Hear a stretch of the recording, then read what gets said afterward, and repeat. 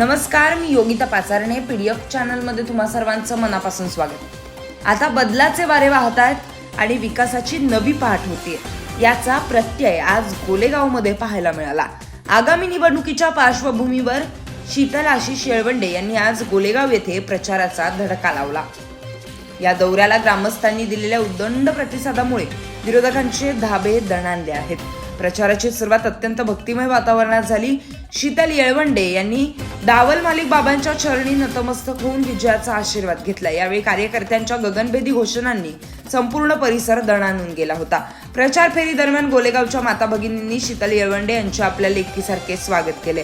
प्रत्येक उंबरठ्यावर त्यांचे औक्षण करण्यात आले, तर अनेक ठिकाणी पारंपरिक पद्धतीने ओटी भरून आमचा पाठिंबा तुम्हालाच असा विश्वास महिलांनी व्यक्त केलाय. जनतेचे हे प्रेम पाहून शीतल येळवंडे देखील भावूक झाल्या होत्या.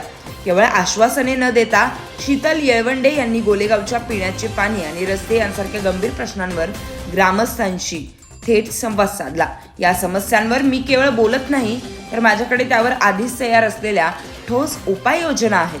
गोलेगावचा पाणी प्रश्न आणि खराब रस्त्यांची समस्या कायमस्वरूपी निकालात काढणार असा शब्द त्यांनी यावेळी दिलाय. गोलेगावात आज झालेली गर्दी आणि सामान्य जनतेचा उत्साह पाहता शीतल आशिष येळवंडे यांनी या निवडणुकीत मोठी आघाडी घेतल्याचे चित्र स्पष्ट दिसतंय.